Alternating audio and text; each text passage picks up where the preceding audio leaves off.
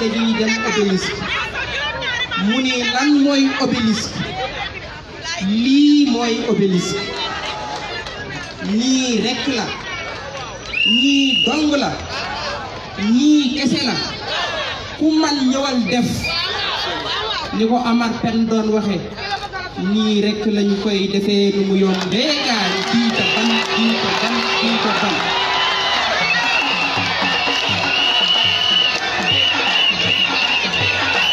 nii rekk lañu koy defee nu mu yombee gaay bu loolu weesu bu ma fàttalikoo bi ñuy nekk xale bu samedi ak dimanche jotee bu ñu jàngiwul l'école wala jàngiwuñu daara fële ca Sampaate ca Cees dañu daan dem tool suñuy kilifa suñuy weeju dañu daan digal bu ñu rombee ñoo xamante ni dañoo nekk ci seeni tool di liggéey di fa daan seen doole di fa ñaq ngir lu ñu suturloo ngir lu ñu yore seen njaboot ngir lu ñu jote suñu seen dignité suñuy waajur dañuy daan wax leen bu ngeen romboo ki liggéey ci toolam da ngeen ko naan jërëjëf baatu jërëjëf baat bu gàtt la waaye baatu sargal la baatu sant la baatu delloo njukkal la baatu njukkeel la ndax baatu gërëm la baatu gërëm ku def lu rëy yéen da ngeen a def lu rëy da ngeen maa defal lu rëy ndax woote ñu wuy sa la yombul kon jërëgeen jëf jërëgeen jëf jërëgeen jëf bu loolu weesoo xale yii mag ñii ak Amazone yi gën ngeen a dëgëral suñu taxawaay gën ngeen a dalal suñu xol gën ngeen a dalal suñu xel ndax yokku ngeen ñu fit ndax yéen wóor na ma ni biir na ma ni du ngeen ànd ak ragal du ngeen ànd ak ko amul fulla du ngeen ànd ak ko amul fayda loolu moo tax suñu yoon wii lu mu yàgg-yàgg lu mu metti metti lu mu tiis tiis ragaluma ci benn yoon dawuma ci benn yoon daayuma ci benn yoon ndam rek Idi président ndam rek Idi président xam naa ni ñu bari laaj nañ lan moo tax Babacar ak FDS ànd ak président Idrissa Seck tey jii dinaa ci indi ay tontu fii ci obélisque ndaxte wecc gi bari na lool coow li bari na lool waaye nag wax ju bari dàq na picc waaye ñoralul ab tool wax ju bari dàq na picc waaye ñoralul ab tool ki ma àndal dama ko seetaat ko seetantal ko seetati ko seetlu ko mu doy ma sëkk ma ànd ak moom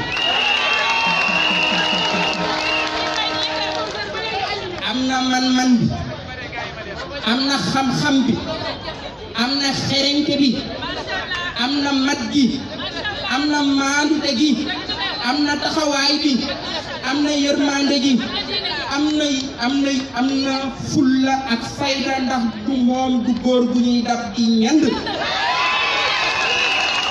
mais yéen da ngeen a xam góor gu ñuy dab di ñand bu ma kenn dugal kon moom li mu am ci ay qualité ànd ko ak ci ay jikko tey jii soo ko doon wër du yomb la Youssou Ndour doon wax ku ko doon seet di nga wëndeelu mbaay ku ko doon wër di nga wëndeelu mbaay kon ku ko doon xool di nga wëndeelu mbaay loolu moo tax ñu ànd ak moom ndax te xam ni jamono bii ñu nekk li xew nag mooy ay jamono samba aral samba alaar moo xewoon léegi nag jamono samba pëndal la jamono samba pëndal mooy coow lu bari ci rajo mais ñun li ñuy wut koo xam ne am na mat am na kattan am na capacité yor Sénégal ñun ñu ànd ak moom ndaw ñi yóbbu ko palais de la République.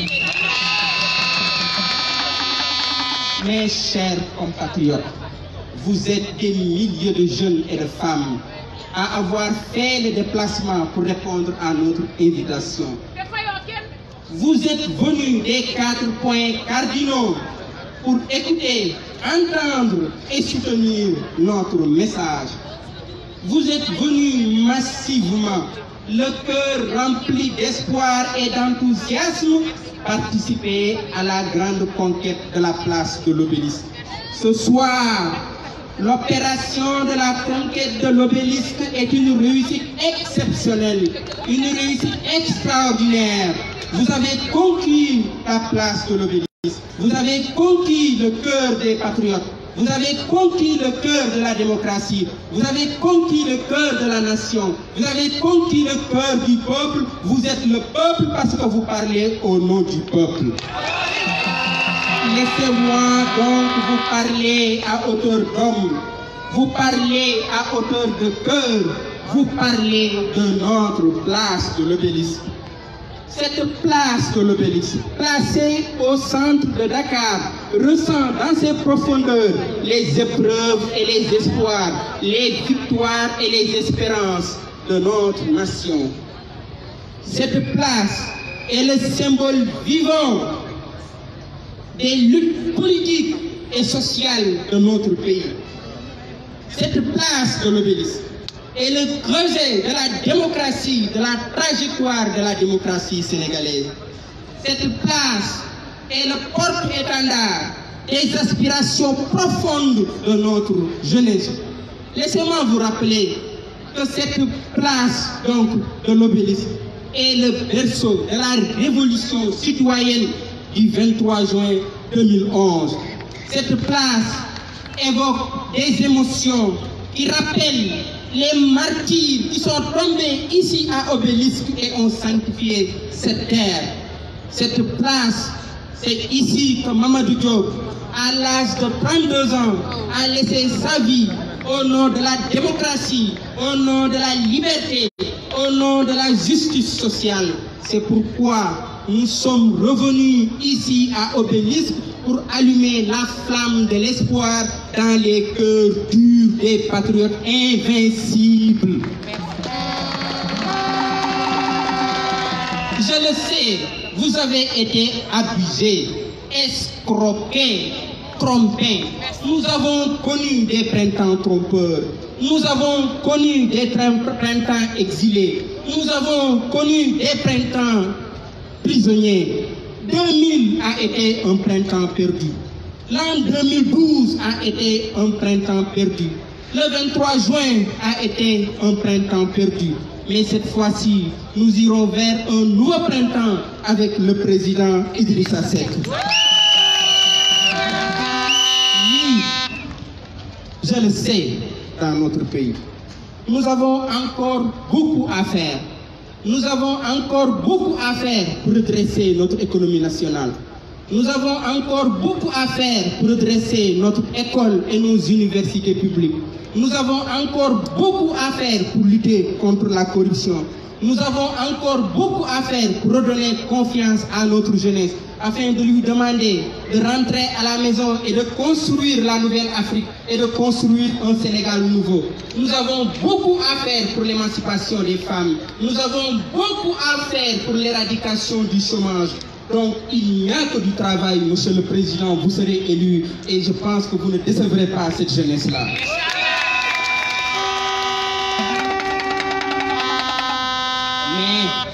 Mais Idrissa Seck le comprend. Idrissa Seck est prêt pour le job. Il est prêt pour l'emploi. Il a l'autorité, il a la poigne, il a la compétence, il a la disponibilité, il a la générosité. Vous devez le soutenir. Vous devez l'aider, chers camarades. Cher vieux Sénégal, mon beau pays, si tu ressens la même énergie que moi, si tu sens la même force que moi, si tu sens la même urgence que moi, si tu sens la même détermination que moi, si tu sens la même volonté que moi, lève-toi et marche vers ton destin. Je n'ai plus de doute qu'au mois de février prochain, le peuple se lèvera pour accomplir une tâche historique et il sera président de la République.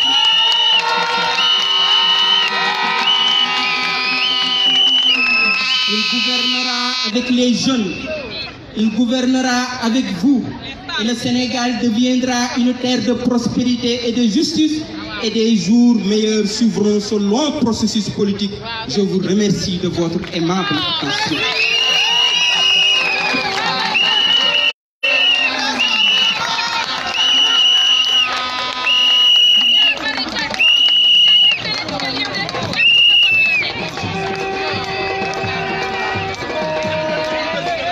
Le message est entendu. Les forces démocratiques du Sénégal s'engagent à arpenter avec le président Idrissa Seck le chemin qui le conduira, Inch'Allah, au palais de la République. Nous allons tout de suite donner la parole à un artiste très engagé aux côtés du président Idrissa Seck pour l'introduire. Daddy Gibson.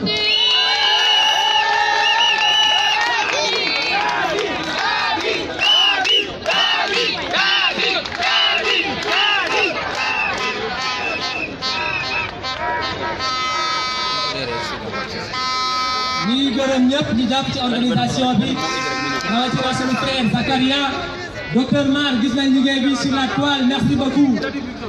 Les jeunes de FDS et de Rewmi se donnent la main pour accompagner le président Idrissa Seck. Idi nous vaincrons. Salaamaaleykum na ngeen def ah non yéen ñi ngeen mel waa Idrissa Seck da ngeen yambar na ngeen def. Non, yéen pare bu leen pour gunge Idi pale na ngeen def. Ok lu ñu njëkk a wax benn message la ñu njëkk a wax mooy gars yi nga xam ni comprendre guñu. gis nga waa ji toog nii monsieur le président ku ko bañ da nga war a bañ WhatsApp da nga war a bañ Facebook da nga war a bañ Google da nga war a bañ Gmail da nga war a bañ Hotmail ndax incha moom moo fi indi woon internet xam ndax yéen a ngi fàttali ko. donc ku ko bañ da nga war a bàyyi internet dëgg la la du dëgg. yow sëb te am na yeneen yu mu nar a indi buñ ko defee président dama bëgg yéen ñëpp incha allah boo leen voté ba pare ngeen toog foofu daf leen koy jaral ndax Macky Sall sàcc la ñi mu àndal ay sàcc lañ ñi koy supporté sax ay sàcc lañ te benn affaire am na non déglu leen ma affaire bi du caaxaan man.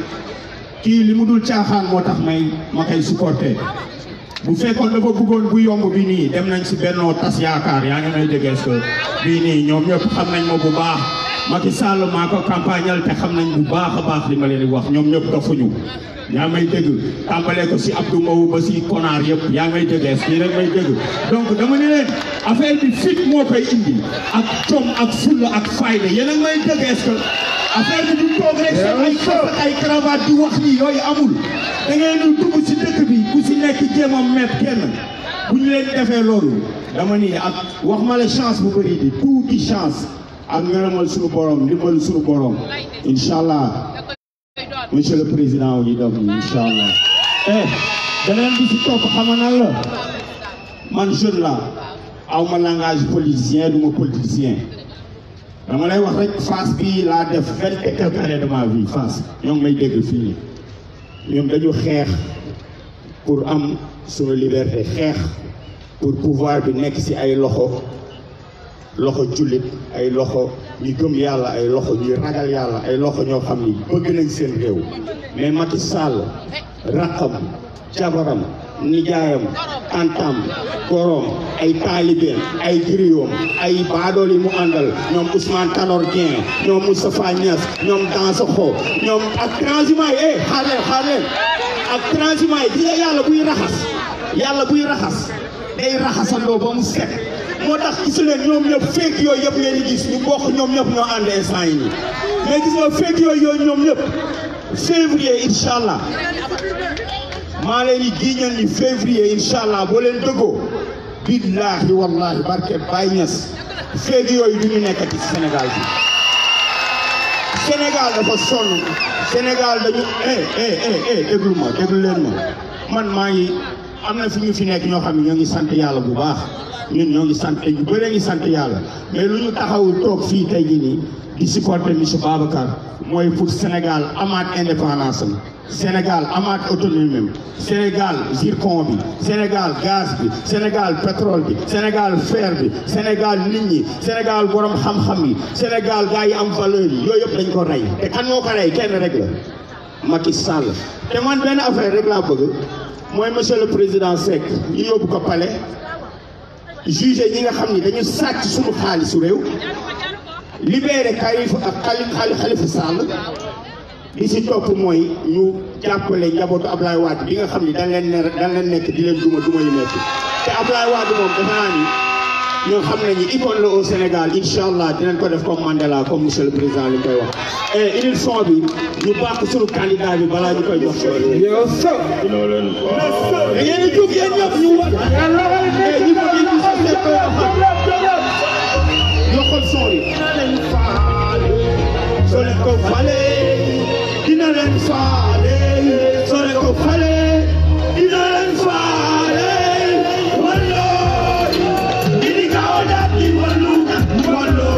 wallo askan wi soxla wallu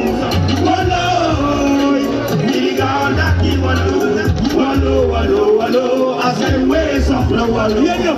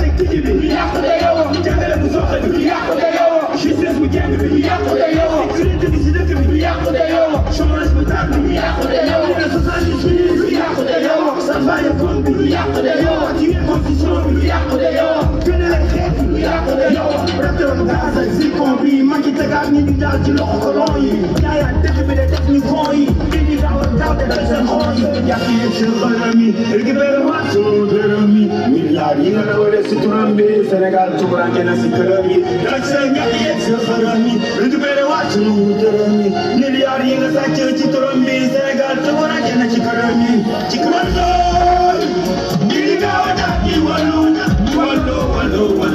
askan wi soxla wallu tout le monde dégguma leen ñi gaaw a dàq yi wallu askan wi soxla wallu yéen ñëpp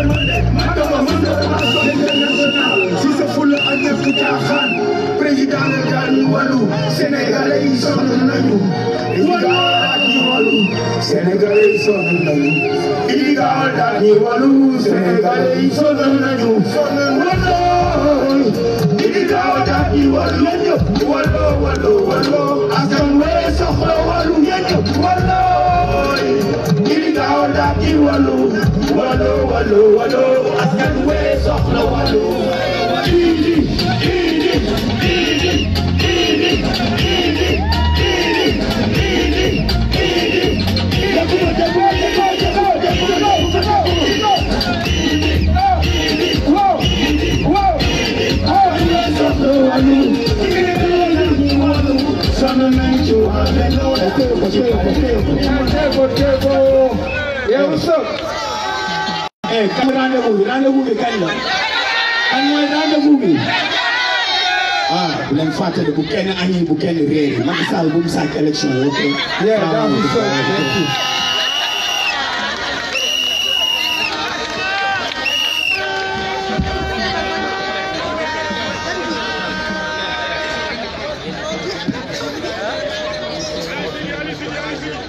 Merci, Dadilena Idrissa Seck Barom Kadoula. Et loolu, la place de l'Obélisque en est le témoin. Qui lañ daje woon ay candidats yu bëri en 2012 ñu nekkoon ci benn xeex. ñu ne xeex bi dañ koy wëyal ba élection présidentielle yi ci candidat yooyu kenn rek moo si sàmmoo ak kàddoom muy Idrissa Seck. Chers camarades, nous allons tout de suite passer la parole au futur président de la République. Macky Sall, préparez vos bagages. Macky Sall, préparez vos bagages.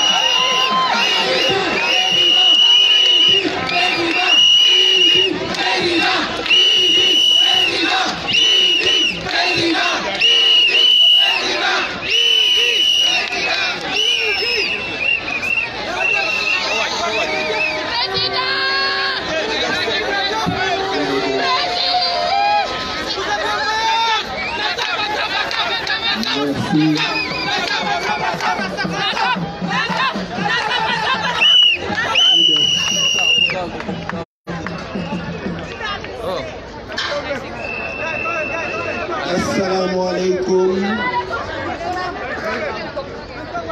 Mbokku Force démocratique du Sénégal, FDS, sous la direction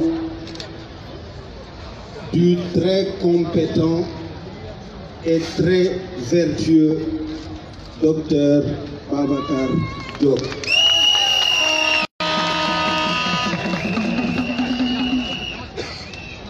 Je voudrais tout d'abord remercier tous les membres du comité préparatoire de ce congrès FDS d'investiture de ma modeste personne à la candidature à l'élection présidentielle de février 2019. di sant bu baax di gërëm délégation yépp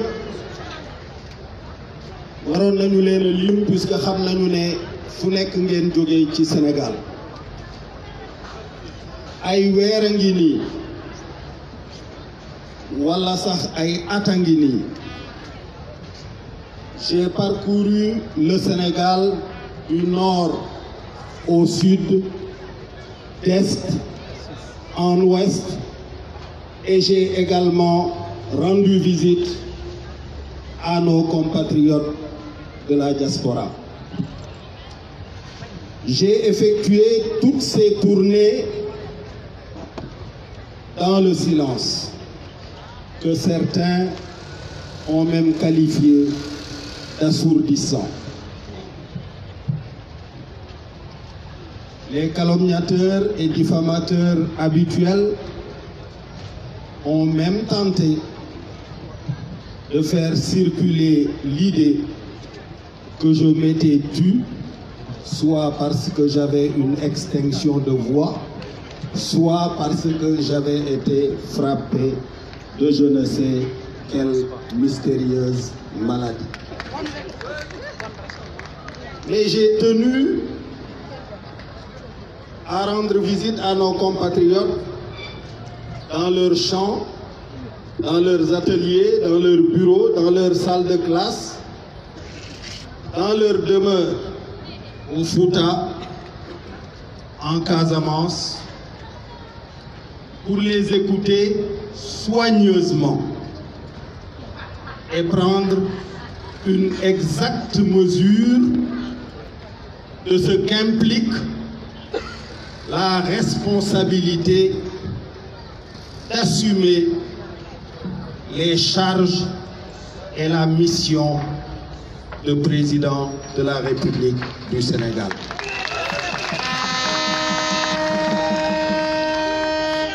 les experts m'avaient préparé un long discours technique parcourant tous les secteurs.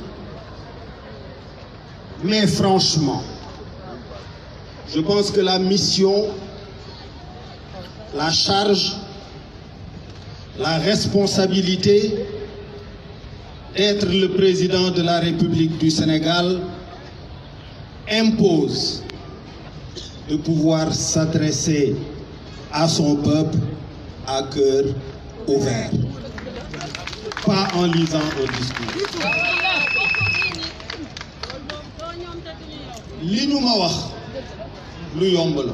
Je ne reviendrai pas sur le diagnostic.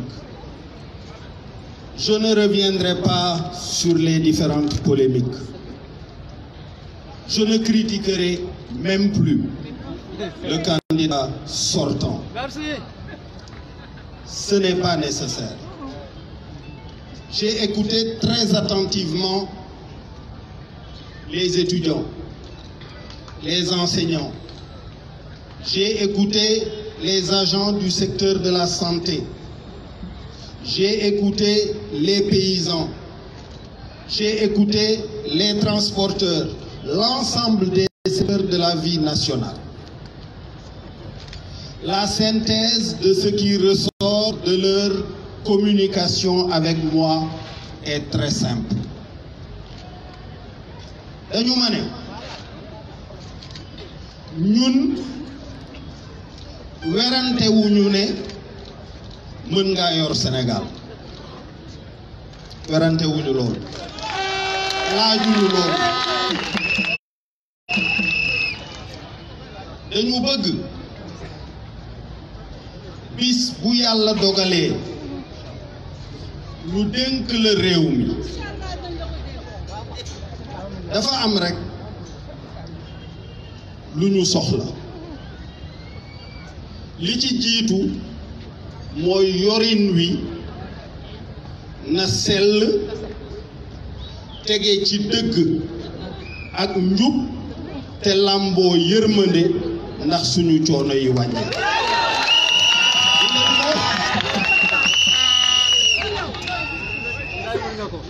Le premier grand chantier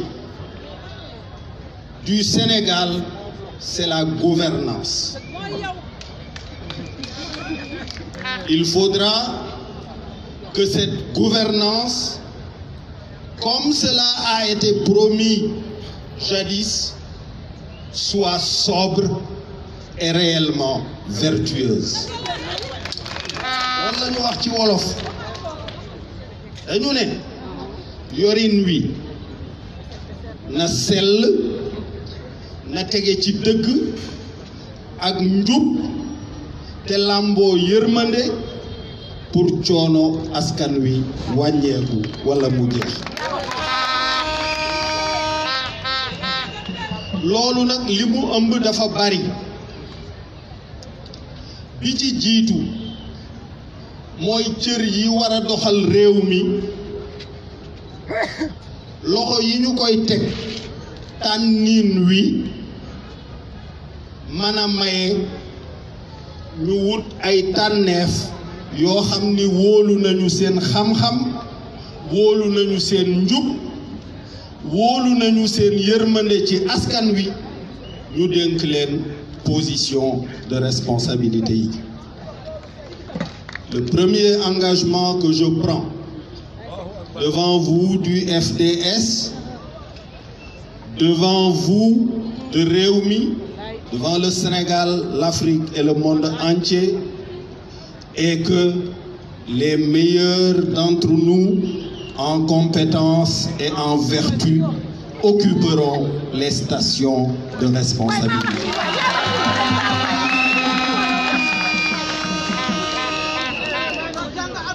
Yéen ñi nga xam ni yéenay jeunesse su FDS et à travers vous la jeunesse du Sénégal et de l'Afrique. Il y a quelques dizaines d'années, j'étais comme vous, jeune.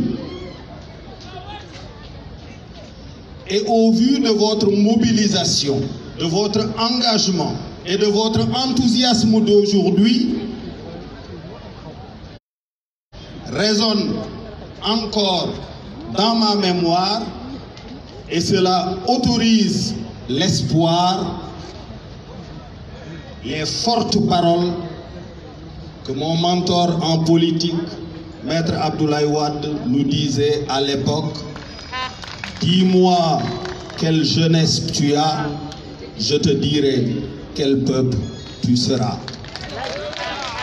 Je suis persuadé qu'avec des jeunes comme Babacar Diop et l'ensemble des membres de la direction des forces démocratiques du Sénégal, l'espoir est permis.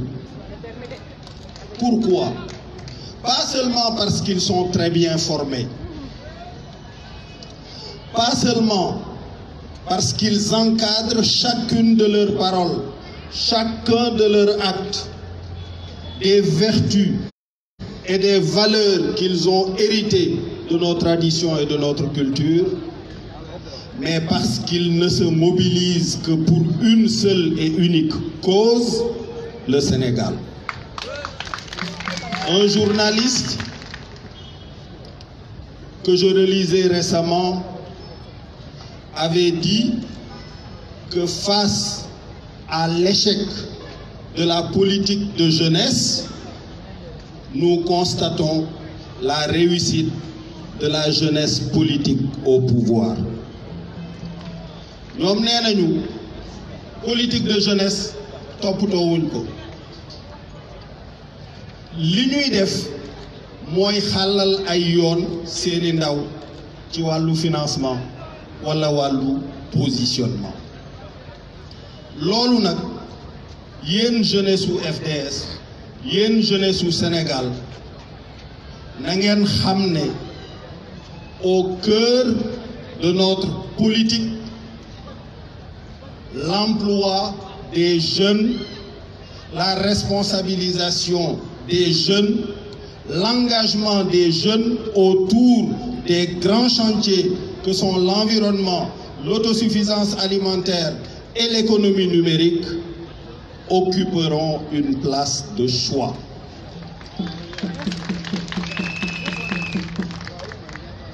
lépp lu ñuy def ci wàllu politique économique ci wàllu xalaat aboutissement bi mooy li ñu ma wax bi may wër Sénégal dañ ne ma bu yorin wi sellee ba pare tege ci dëgg tege ci njub làmboo yërmande li ñu gën a soxla mu gën ñoo yitteel mooy ñu mën a liggéey suñu njaboot mën a liggéey pour ñu mën a am lu ñu suturloo sàmme ko suñu ngor loolu mooy deuxième pilier de notre vision et de notre programme. Après la gouvernance, l'activité économique pour que nit ñi moo xam secteur bu ñu nekk muy mbay muy sàmm muy napp muy leneen nañu mën a liggéey am lu ñu suturloo sàmme ko seen ngor rafetale ko seen jaamu yàlla loolu lañ wax ñu ne ma ñetteel bi nañu am pouvoir d'achat maanaam capacité bu ñu amee soxla mën koo faj dund gi yéwén mën a yomb ñu mën cee jot lu ñu ciy teg